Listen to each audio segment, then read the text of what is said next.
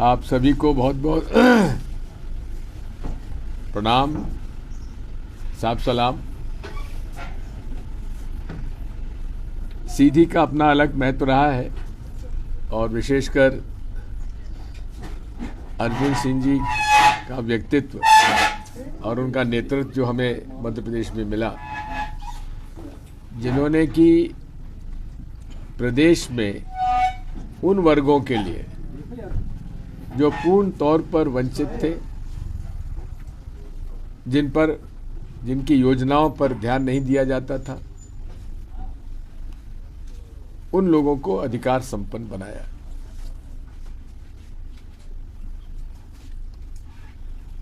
पूरे प्रदेश में वो वर्ग जो कि मजदूरी करता था, जिसके पास मकान नहीं था, उन आवासहीनों को उन्होंने जहां उनका मकान बना हुआ था वहीं उनको मकान बनाने का आवासीय पट्टा दिया। लाखों लोगों को उसका फायदा हुआ और उसी के आधार पर फिर बाद में उन सभी लोगों को इंदिरा आवास योजना का लाभ भी मिला। शहरी क्षेत्र में भी झुग्गी झोपड़ियों को पट्टा देने का अभियान उन्होंने शुरुआत किया था, जिसकी बड़ी लोगों ने आलोचना की, लेकिन वाकई में आज भी वो लोग याद अर्जुन सिंह जी को करते हैं जिनको उन्होंने आवासीय पट्टे दिए थे और मुफ्त में बिजली दी थी, एक बत्ती कनेक्शन। इसी प्रकार तेंदुपत्ता का पूरा व्यवसाय जो कि ठेकेदारों के हाथ में रहा करता था, सरकारी अमले के हाथ में रहता था, केवल मजदूरी उनको मिलती थी, उसमें आमूल परिवर्तन करके उन्होंने मजदूर को मालिक बनाया। जो बहुत पुरानी मांग आदिवासियों को चली आती रही है, जल जंगल जमीन की, उस पर उनको अधिकार दिया। इसी प्रकार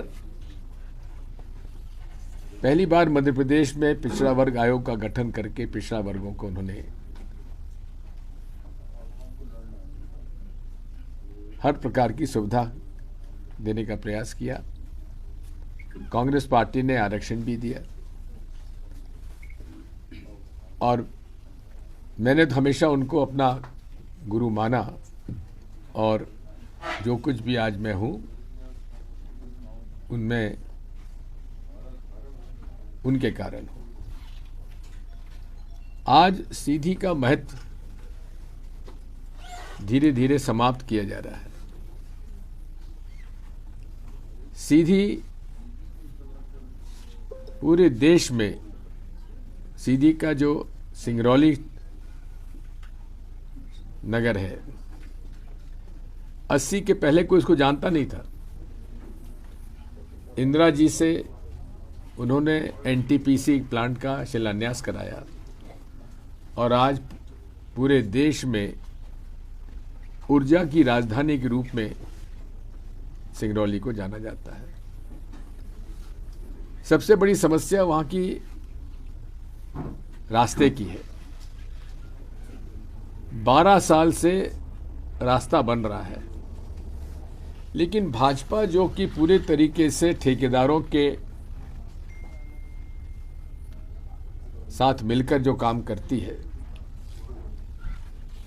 और जिस प्रकार से चुने हुए ठेकेदारों को ई टेंडरिंग के माध्यम से उन्होंने लाभ पहुंचाया और उसी के कारण जो भी लेन देन में कमी रही हो, 12 साल बाद भी ये सड़क पूरी नहीं हो पाई। इसी प्रकार यदि आप देखेंगे तो इसी क्षेत्र की गौण परियोजना जालपानी गोपन नदी पर मंजूर हुई थी। निविदा बुलाई गई, अग्रिम भुगतान भी कर दिया गया, पेड़ भी कट गए और अब उसी भूमि को कोल माइंस के लिए आवंटित की जा रही है। अब उसकी वजह से जिन लोगों को जमीन की सिंचाई का फायदा होने वाला था, अब उससे वो वंचित रह गए। लेकिन अडानी जी को हर क्षेत्र में काम करना है और किसानों का हक छोड़कर, उनसे हक छीनकर अडानी जी को दिया गया। जो उद्वन सिंचाई योजनाएं अर्जुन सिंह जी के समय गोपत उद्वन सिंचाई योजना की सिंचाई योजना जो कई वर्षों तक चलती रही, अब उसका बिजली का पेमेंट सरकार नहीं कर पा रही है। जहां हजारों करोड़ रुपए का अपव्यय हो रहा है, उसमें इन्हें बिजली का पेमेंट नहीं कर पा रहे हैं, जिसकी वजह से किसानों की सिंचाई वहां समाप्त हो चुकी है। आज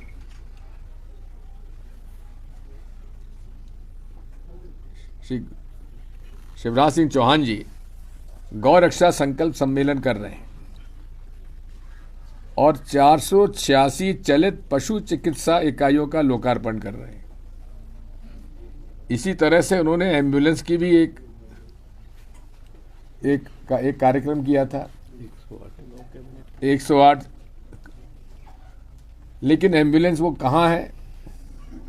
केवल शिकायत ये आती है, एम्बुलेंस का उपयोग चुनाव में शराब और पैसा बांटने के लिए किया जाता है। अब उनके लिए जो गौशालाएं कांग्रेस सरकार में कमलनाथ जी ने 1000 गौशालाएं खोलना का वादा किया था और उनका निर्माण भी चालू हो गया था, आज भी वहां खाली पड़ी हैं। पशु सड़कों पर है, गौ माता सड़कों पर है, एक्सीडेंट में मर रही हैं, लेकिन उनके लिए चारे की व्यवस्था नहीं है, जिसकी वजह से गौशालाएं बंद हैं। अब ये चलित इकाइयों से क्या करेंगे? उनको वहां से ले जाकर कहाँ रखेंगे? गौशाला ले जाएंगे। उसके लिए ये आंदोलन, ये गौरक्षा संकल्प सम्मेलन चलित पशु चिकित्सा इकाई की क्या आवश्यकता थी? केवल चलित इकाई में कमीशन लेना, ये उनका उद्देश्य है, जबकि उसकी कोई आवश्यकता नहीं थी। पूरी सरकार कमीशन के आधार पर चल रही है, जबकि एम्बुलेंस का यह हाल है। 108 में 1000 से ज्यादा एम्बुलेंस खरीदे गए। लाल परेड ग्राउंड पर भोपाल में उसका बड़ा आयोजन हुआ, लेकिन जब कैलाश जोशी जी के पुत्र दीपक जोशी की पत्नी बीमार हुई, तो देवास में के कलेक्टर और वहाँ के जिला चिकित्सा अधिकारी उन्हें, उनकी पत्नी को एम्बुलेंस उपलब्ध नहीं करा पाए, जिसकी वजह से उनकी मृत्यु हो गई। ये हालात है इस प्रशासन और शासन के। यहाँ पर सीधी सिंगरौली बहुत ही महत्वपूर्ण क्षेत्र है। यहाँ मेडिकल कॉलेज की मांग चली आ रही है और हम निश्चित तौर पर वादा करते हैं कि सरकार यदि कांग्रेस की चुनी जाती है, जिसकी पूरी संभावना है, मेडिकल कॉलेज सीधी सिंगरौली में एक जगह पर दिया जाएगा।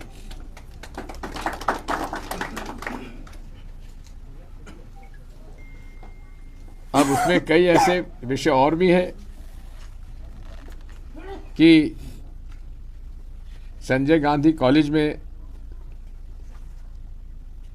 लॉ फैकल्टी का प्रावधान रहा है, लेकिन वहाँ पढ़ाई बंद है। जिला अस्पताल में डॉक्टरों का भी अभाव है। पूरी तरीके से सीधी सिंगरौली क्षेत्र का पूरी तरह से उनको नज़रअंदाज करके मुख्यमंत्री चल रहे हैं। मैं आपसे ये भी कहना चाहता हूं कि पूरे देश में आज जिस प्रकार से महंगाई बढ़ती जा रही है, बेरोजगारी बढ़ती जा रही है, उस पर कोई किसी का ध्यान नहीं है। और शिवराज सिंह जी को अपनी बहनों की याद 20 साल बाद आई है। चुनाव आता है तो वे कई घोषणाएं करते हैं। कर्जा माफी का हमने निर्णय लिया, कमलनाथ जी ने पहला निर्णय लिया। कर्जा माफी की प्रक्रिया भी शुरू हो गई। 2 लाख तक के ओवरड्यू किसानों का कर्जा भी माफ हो गया और जिनका ड्यू था उनका 50,000 जिनका वो भी माफ हो गया। 2 लाख की सीमा थी, 1 लाख का कई जगह माफ हो गया और समय अगर पूरा होता तो पूरे कर्जे माफ भी हो जाते। लेकिन मुख्यमंत्री जी ने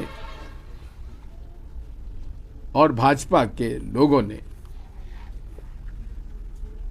हमारे कुछ कांग्रेस के विधायक, कुछ मंत्री जिनको करोड़ों की लालच देकर खरीद लिया, उसकी वजह से हमारी सरकार गिर गई, जिसकी वजह से किसानों का कर्जा माफ नहीं हो पाया। लेकिन आज भी हम वादा करते हैं, कमलनाथ जी ने इसको स्पष्ट तौर पे कहा है कि अगर हमारी सरकार आती है तो हम वादा निभाएंगे और उन लोगों का कर्जा माफ करेंगे। अब एक और नौटंकी इन्होंने करने का तय किया है। शायद अमित शाह जी को आमंत्रित किया गया है कि जिनका कर्जा बकाया है उनका ब्याज माफ करेंगे। अरे मूलधन माफ क्यों नहीं करेंगे? जब देश के बड़े बड़े उद्योगपतियों का 12 लाख करोड़ का कर्जा माफ हो सकता है, तो फिर किसानों का कर्जा कुछ हजार करोड़ क्यों नहीं माफ हो सकता? ये मानसिकता दर्शाती है। कांग्रेस गरीबों का पक्ष लेती है, भाजपा बड़े बड़े चुने हुए कॉरपोरेट्स का पक्ष लेती है। आज पूरे देश में, और देश में नहीं विश्व में, हिंडनबर्ग रिपोर्ट की चर्चा है, जिसमें कि किस प्रकार से मोदी जी ने अपने नीतियों और नियमों के माध्यम से और उससे हटकर प्रशासनिक दबाव डालकर, ईडी, आईटी, सीबीआई का दबाव डालकर गौतम भाई अडानी जी को एकदम से 127वीं उनका क्रम में आता था उनके वेल्थ का, उनकी उसकी कैपिटल मार्केट का। अब कैपिटल मार्केट का इतना वृद्धि हो गई उनके शेयर के 3रे दर्जे पे पहुंच गए और 4,2500 करोड़, 4,2500 का एक शेयर घटकर 11, 1150 आ गया। लाखों करोड़ का नुकसान शेयर होल्डर्स का हुआ। इसके लिए किसकी जवाबदारी है? इसमें आम आदमी का पैसा जो LIC और बैंक में था, उसमें भी नुकसान हुआ। उनके भी शेयर घट के लाखों करोड़ का नुकसान हुआ। कहने का मेरा मतलब यह है कि दोनों पार्टियों की विचारधारा में साफ फर्क है। एक कांग्रेस पार्टी जो अनुसूचित जाति, जनजाति, गरीब, किसान, मजदूर की बात करती है, और भाजपा केवल बड़े ठेकेदार, बड़े लोगों की बात ही नहीं करती, उन्हें फायदा पहुंचाती है। इन सब बातों से साफ होता है किस तरह से इस देश में गरीब और गरीब होता जा रहा है, अमीर और अमीर होता जा रहा है। इन सब बातों को लेकर हम जनता के बीच में जा रहे हैं। कुछ सीटें ऐसी हैं जहां लगातार हम चुनाव हार रहे हैं। कमलनाथ जी ने, रामेश्वर नीखरा जी और मुझे कहा गया कि हम लोग विधानसभा क्षेत्रों में जाएं। और जिस प्रकार की उनकी कल्पना है, जिनकी योजना है कि पूरा प्रशासनिक तंत्र, तो हमने कांग्रेस पार्टी ने उसका विकेंद्रीकरण किया ही था, लेकिन संगठन का विकेंद्रीकरण की भी आवश्यकता है और उसमें पोलिंग बूथ, सेक्टर, मंडल के रूप में हर असेंबली को बांटा गया है। एक असेंबली में 10 से 15 पोलिंग बूथ तक मंडल, 3 से 5 में सेक्टर और पोलिंग बूथ, और उसके लिए पूरा अभियान हमारे प्रदेश में चला हुआ। उसके लिए हम लोग यहाँ आए हैं और उसकी मीटिंग कर रहे हैं। कोई आपको प्रश्न पूछना हो तो पूछ लीजिए। सर, बात जनता के विकास की होनी चाहिए, रोजगार की होनी चाहिए, लेकिन बात बजरंग दल और बजरंग बली पे आ जाती है। ऐसा क्यों होता है सर? क्योंकि ये बजरंग बली को और बजरंग दल को समान रूप में देखते हैं। क्या बजरंग बली की तुलना बजरंग दल से की जा सकती है? नहीं। अब वही है कि पूरे तरीके से इन्होंने बजरंग बली का अपमान किया है। वो बजरंग दल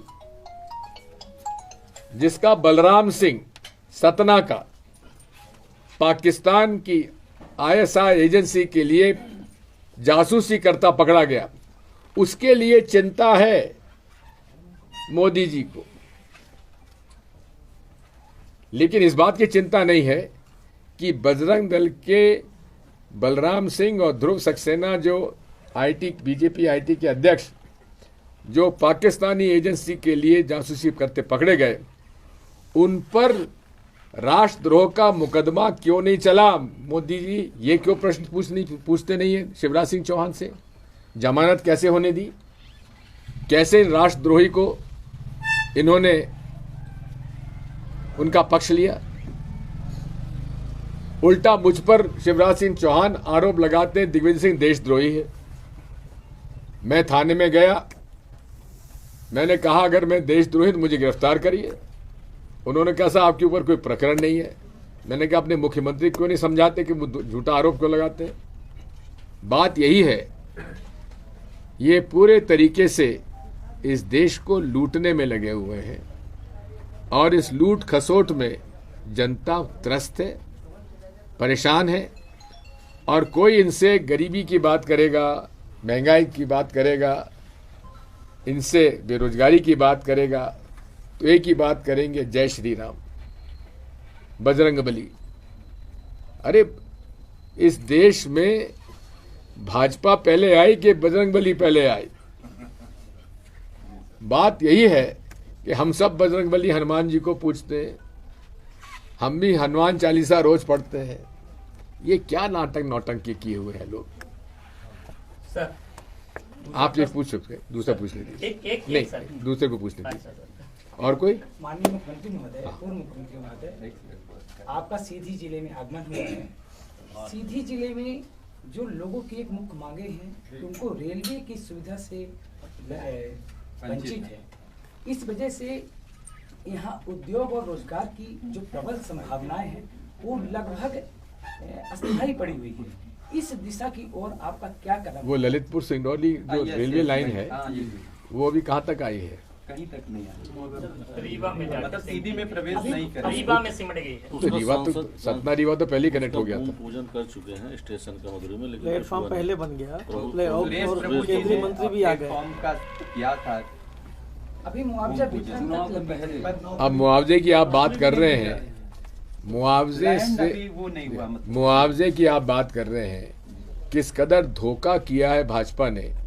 भूमि अधिग्रहण अधिनियम कांग्रेस पार्टी लाई, कोई भी शासकीय भूमि, कोई भी निजी भूमि जो शासन लेना चाहेगा उसका सर्कल रेट जो है ग्रामीण क्षेत्र में 4 उसकी कीमत दी जाएगी और शहरी क्षेत्र में 2 कीमत दी जाएगी। अब पीछे के दरवाजे से इन्होंने प्रांत की सरकारों को अधिकार दे दिया कि इसमें वो परिवर्तन कर सकते हैं, जिसकी वजह से मध्य प्रदेश में भूमि अधिग्रहण अधिनियम का पालन नहीं हो रहा है और साथ में जो यहाँ के हजारों लोगों की जमीन जो खदानों की माइनिंग के लिए या सिंचाई के लिए ली गई है, उनका पुनर्वास भी नहीं हुआ है, न उनको मुआवजा भी सही ढंग से मिल पाया है। ये एक और उदाहरण है जहां किस प्रकार से भाजपा किसान और मजदूर विरोधी है। सर आपकी जब सरकार बनी थी तो आपने पंचायती राज व्यवस्था के तहत सरपंचों को बहुत सारे अधिकार दिए थे। आज स्थिति ये है कि उनके सारे अधिकार लगभग छीन चुके हैं। आप इस पे क्यों नहीं बोलते सर? ओबीसी पे आप क्यों नहीं बोलते हैं? आप शायद मेरे भाषण सुन नहीं रहे हैं या मेरी पत्रकार वार्ता आप देख नहीं रहे हैं। मैंने तो शुरू से इस मामले में कहा है कि पंचायती राज व्यवस्था ध्वस्त कर दी गई है और पंचायत राज कर्मचारी राज हो गया है। कोई सरपंच को अधिकार नहीं है अपने पंचायत में काम कराने का जब तक कि सरकारी अधिकारी उसमें मंजूरी ना दे दें। खुलेआम कमीशन लिया जा रहा है और कमीशनों के आधार पर आवंटित काम किए जा रहे हैं। हम वादा करते हैं कि जिस दिन सरकार हमारी कांग्रेस की बनती है 6 महीने के अंदर वो सारे अधिकार जो कि कांग्रेस के राज में सरपंच, जनपद पंचायत, जिला परिषद को मिलते थे वो वापस दिए जाएंगे। मैं आपसे पूछना चाहता हूं हमारे कार्यकाल में जनपद पंचायत और जिला परिषद को, नगर पालिका, नगर निगमों को शिक्षक कर्मी, गुरुजी आदि नियुक्त करने के अधिकार दिए गए थे, जिससे हजारों नहीं लाखों युवा युवतियों को रोजगार मिला था और विकेंद्रीकृत रूप से लोकल लोगों को मौका मिला था। मझौली के लोगों को मझौली में नियुक्तियां उनकी की गई थी। लेकिन आज भाजपा के राज में व्यापम द्वारा आज नियुक्तियां की जा रही हैं। पूरा एक सेंट्रलाइज सिस्टम करने से लोकल लोगों को उसका लाभ नहीं मिल रहा है। अब जब 20 साल बाद इनको याद आई है कि लोकल युवकों को भी कुछ न कुछ हमको नौकरी में अलग से प्रावधान करना चाहिए। अब मैं सुन रहा हूं कि शायद 5% का उन्होंने कोई कोटा फिक्स किया है, जबकि हमने तो 100% किया था लोकल लोगों को। ये केवल लोगों को ठगने का काम कर रहे हैं। जहां तक ओबीसी की बात है, रामजी महाजन कमीशन किसने बनाया? अर्जुन सिंह जी। आरक्षण पहली बार किसने दिया? कांग्रेस पार्टी ने 94 में। तो हम लोग तो हमेशा ओबीसी के पक्षधर रही हैं। ठीक है। 2023 की सरकार किसकी सरकार? आपकी पार्टी को जनता जनादेश देती, जैसे 2018 में दिया, लेकिन आपके लोग अपने आप में लड़कर नहीं, लड़के नहीं हुआ है, पैसे से हुआ है। मेरी बात सुनिए, फिर आप तो ये पैसे को आप कैसे रोक पाओगे कि लोग पैसे से ना बिके? आपके जो कैंडिडेट्स आए वो बिकने वाले ना हो, इस दिशा में आपकी जी एक बात जानता हूँ कि 22 लोगों में से 18 लोग वो थे जो महाराजा के साथ थे। कोई आप उम्मीद कर सकते कि महाराजा बिक जाएंगे? अब आप बताओ। मैं पूछ रहा हूँ आपसे। मैं अब वो बिके गरीब दलित और गरीब आदिवासी नहीं बिका, गरीब किसान मजदूर का बेटा नहीं बिका, केवल एक बिसाऊ लाल को छोड़कर पूरे तरीके से आज जी इमरती देवी दलित, और वो भी दलित, लेकिन सिंधिया जी का प्रभाव वो खुद नहीं जानना चाहती थी, लेकिन दबाव में ले जाएगा। तो ये ठोक बजाकर पूरी तरीके से निष्ठावान लोगों को ही टिकट देने का हमारा लक्ष्य है और किसी हालत में वो नहीं होने दिया जाएगा जो हुआ है। गृह मंत्री जी ने कश्मीर फाइल्स की टिकटें भेजी हैं सर, आपको मिली क्या? कश्मीर फाइल्स के नहीं, आप दूसरी केरल फाइल्स सर। ये सारा प्रचार तंत्र है नफरत फैलाने का। नफरत फैलाने का ये प्रचार तंत्र का पूरा दुरुपयोग भाजपा कर रही है, क्योंकि इनके पास और कुछ बात बची नहीं है। केवल नफरत फैलाकर लोगों को गुमराह करो। ना तो ये महंगाई कम कर पा रहे हैं, कुकिंग गैस जो कि 400 रुपये में मिलता था और अब करीब 1200 में बिक रहा है। जो सब्सिडी थी वो समाप्त कर दी गई है। तो आप इनसे और क्या उम्मीद करें? केवल नफरत फैलाकर ये पूरे तरीके से इस देश में नफरत और हिंसा का वातावरण निर्मित कर रहे हैं। आज के सर पीसीसी चीफ का पद और मुख्यमंत्री पद दोनों एक साथ रखना क्या उचित था उस ड्यूरेशन में, जिस ड्यूरेशन में सरकार पिछली बार वाली? बात यह है कि हमेशा हम लोगों ने इस बात की कोशिश की है पीसीसी प्रेसिडेंट और चीफ मिनिस्टर अलग अलग हों। मैं खुद 94 में इलेक्ट हुआ था, 93 में इलेक्ट हुआ था, मेरे पास दोनों पद थे। फिर मैंने छोड़ दिया था, उसके बाद पीसीसी प्रेसिडेंट दूसरे बने थे। धन्यवाद। आपके लिए मैनिफेस्टो क्या होगा 2023 का, जिसमें आम जनता की बात करें आप? जैसे लाडली लक्ष्मण बहन क्या बोल जो है आप कमलनाथ जी ने किया, इसके अलावा जैसे आम किसान है उसके लिए आपने अभी तक कोई बात नहीं? देखिए, डिटेल जो है जी वो उसकी जानकारी तो आपको जब मैनिफेस्टो आएगा पता पड़ जाएगा। हाँ, पर अभी लेकिन एक बात बता दें, उसका स्वरूप जो होगा गरीब, किसान, मजदूर के हितों का संरक्षण करने के लिए किया जाएगा। बिजली सस्ते दरों में दी जाए, ये हमारी प्राथमिकता होगी। किसानों का कर्जा का वादा पूरा किया जाए और गरीब परिवारों में 1500 रुपये माहवार का उन्हें महिलाओं को सम्मान निधि दी जाएगी और गैस सिलेंडर 500 रुपए में दिया जाएगा। ये मोटे मोटे अभी तक तय हुआ, बाकी चीजें आपको मालूम पड़ सर, जाएगी। बहुत सी सीटों में आपके उम्मीदवार घोषित नहीं हुए हैं, उनका नाम अभी तय नहीं है। बस नहीं, कहाँ बहुत सी सीटों में मध्य प्रदेश में उम्मीदवार नहीं तय हुए हैं। किस- लास्ट टाइम में किस- पता होता किस- उसका नुकसान क्या होता है पार्टी को? किस पार्टी के हो गए उम्मीदवार तय? अरे सर, बहुत से पता है, जैसे आपका चुरहट पता है, सिहावल पता है, इस तरह से कई ऐसी सीटें हैं जिनमें पता है कि कौन लड़ेंगे।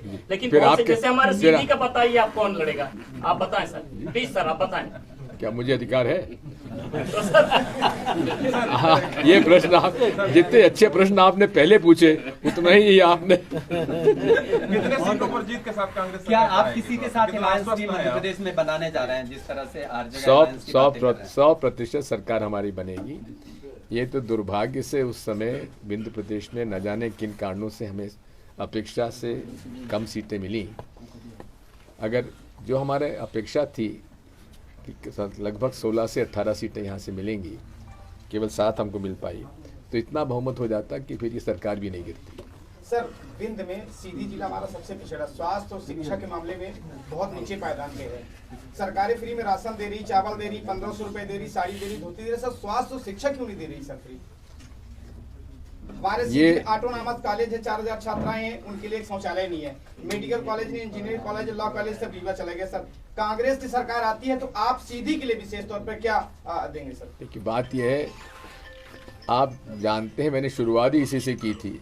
सीधी से हमारा एक निकट का संबंध रहा है और कमलनाथ जी का भी रहा है, और हमेशा अर्जुन सिंह जी के ज़माने से हम लोगों ने पूरी तरीके से सीधी को महत्व दिया था, उसको भी आगे दिया जाएगा। ठीक है। पार्टी में जो आंतरिक कलह है उसको डैमेज कंट्रोल के लिए क्या प्रयास किया जा रहा है? प्रदेश के इन दोनों का देखिए, पूछ रहे हैं। बात यह प्रदेश के है, इन दोनों आज भाजपा में 3 गुट हैं। शिवराज भाजपा, महाराज भाजपा, महाराज भाजपा और नाराज भाजपा। तो इस बात का प्रश्न आप उनसे किया करिए, हमसे मत किया करिए। जी, आप कितने भागों में विभक्त हैं? एक। सर, त्रिकोण का क्या लाभ मिलेगा इसका? त्रिकोण जो आपने बताया, हाँ। शिवराज भाजपा, महाराज भाजपा और नाराज भाजपा, इसका क्या, इस एंगल से इसका कोई लाभ आपको मिलेगा? आप एक दीपक जोशी जी का बयान पढ़ लीजिएगा, सुन लीजिएगा रात। जी जी। वो सारे लोग जो जनसंघ के जमाने से आरएसएस के लोगों ने साइकिल पे घूम घूम कर चना खाकर जनसंघ की जड़ें जमाई, आज वो सब घर बैठ गए। उनके बच्चे बेरोजगार हैं, उनके लोग नौकरी में नहीं हैं, ठेके उनको मिल नहीं रहे हैं। आज सारा का सारा पूरे ठेकेदार और दलाल लोगों ने भाजपा पर कब्जा कर लिया है। उसमें शिवराज भाजपा चली गई।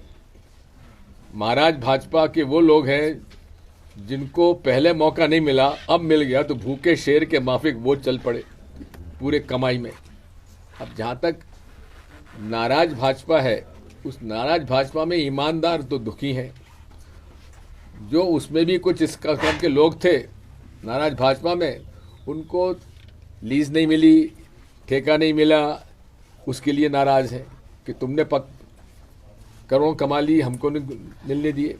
तो ये बंटवारा यदि है और वर्गीकरण कहीं है तो भाजपा में है, हमारे यहाँ नहीं है। आप यहाँ के जो प्रतिपक्ष नेता जी थे, सीधी जिले के पूर्व प्रतिपक्ष नेता, उनके द्वारा ये लोगों को आश्वासन दिया गया है कि अगर हमारी सरकार बनती है तो हम इस सीधी जिले को संभाग बनाने का कार्य करेंगे। हाँ, निश्चित तौर इसमें आपकी कांग्रेस पार्टी का क्या रोल है?